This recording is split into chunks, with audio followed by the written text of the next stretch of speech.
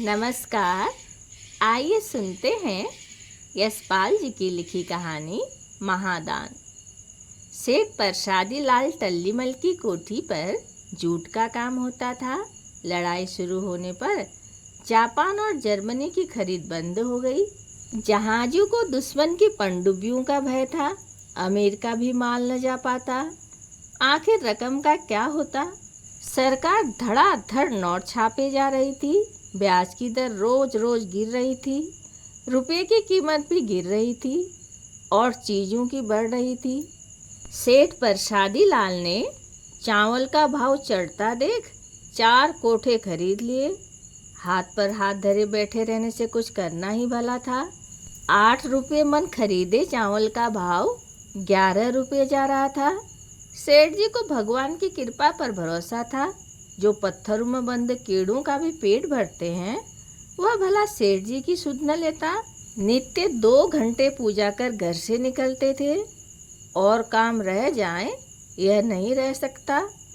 35,000 मन चावल में 1,66,000 का मुनाफा था। भाव अभी चढ़ ही रहा था। चावल निकालना सेठ जी को मूर्खता जान पड़ती थी। वे और खरीद रहे थे। अनाज का भाव चढ़ा तो देश भर के भूखे नंगे कलकत्ते की ओर दौड़ पड़े। ऐसा दुर्भिक्ष कभी किसी ने न सुना था। देखे कि तो कौन कहे। मनुष्य का रूप धर जीव अस्थिपंजर अवशिष्ट कुत्तों के साथ जूठे पत्तों और शकोरों पर ऐसे टूटते कि भगवान का नाम। सब और नरकंकाल देहों का कातर आंखें उठा हाथ पसार मुट्ठी भर अन्न के लिए चिल्लाना सुनाई देता। मांगो बाबू रे मुट्ठी भात। सेठ जी अपनी कोठी से आते जाते इस सब त्राही त्राही और आतंक के वातावरण में राम राम हरे राम का जाप करते जाते। जिस अन्न की एक मुट्ठी के लिए कंकाल समूह त्राही त्राही कर रहा था, वह सेठ जी की कोठी में भरा और तेजी की प्रतीक्षा कर रहा था। सेठ जी के कोठों में कुछ समय विश्राम कर लेने से चावल का मूल्य 1.25 या 1.5 हो जाता। कोठों में बंद चावल की रुपये के रूप में बढ़ती यह शक्ति बाजार से दूसरे चावल को अपनी ओर खींच ला रही थी।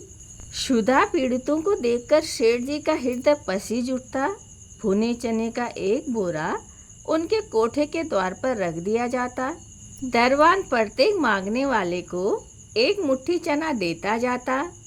चने का यह दान एक भयंकर संघर्ष का रूप ले लेता।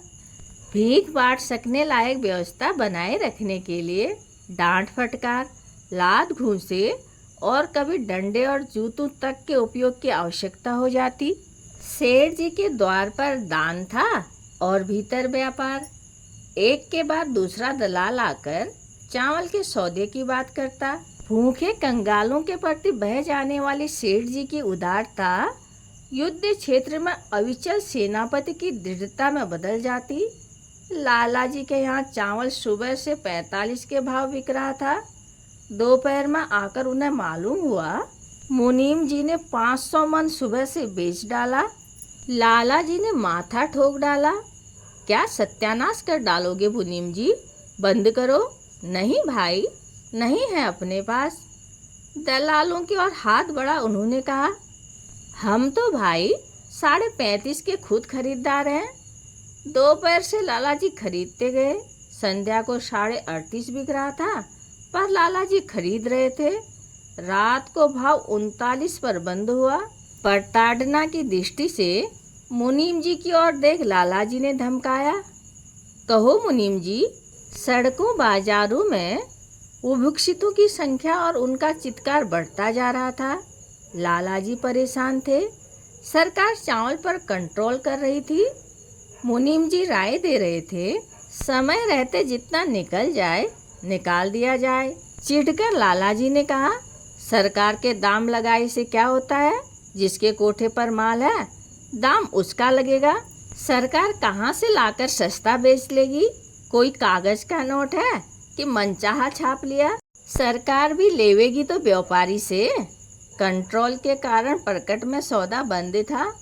पर असल में सेठ जी 65 के भाव बेच रहे थे। मुनीम जी चिंता से कहते, 65 के भाव खपेगा कितना, अमान की फसल भी तो आवेगी।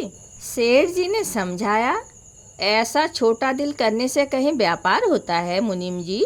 इस भाव से आधे पौने कोठे भी बिकेंगे तो अपनी दोहरी खरी है, आगे के राम जी मालिक हैं। सभी बाजारों से आदमियों के मक्खी मच्छरों की तरह पटापट मरने की खबरें आती सुनकर सेठ जी का हृदय दहल जाता। और भी भयंकर खबरें आने लगी। मुर्दा घाट पर लाशों के ढेर लगे हैं, लकड़ी रुपए की 8 सेर बिक रही है, बल्कि मिलती ही नहीं। गरीब लोग लाशों को छोड़ चले आते हैं, बेचारे अन्न के दाने को तरस कर मर गए। अब उनकी मिट्टी की यह दुर्दशा, बेचारों की गति कैसे होगी। लाला जी की आंखों में आंसू आ गए। कोठी पर रुपये में 1 पाई धर्मादय का कटता था।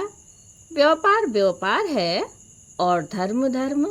धर्मादय का रुपया कभी रोकड़ में लगा देते तो उसे ब्याज और मोल सहित फिर धर्मादय में कर देते। वह भगवत अर्पण था। कंगालों की दुर्दशा देख उसी खाते में से लालाजी 2 बोरी चना रोज बंटवा रहे थे। फिर 42,000 रुपया धर्मादय में हो रहा था। जैसे मुनाफा बढ़ा वैसे धर्मादय भी। मुनीम जी आंखों में करुणा के आंसू भर सेठ जी ने हुक्म दिया, जो भाव लकड़ी मिले 20,000 की लकड़ी खरीदकर घाट पर गिरवा दो, किसी बेचारे की मिट्टी की दुर्गत न होने पावे।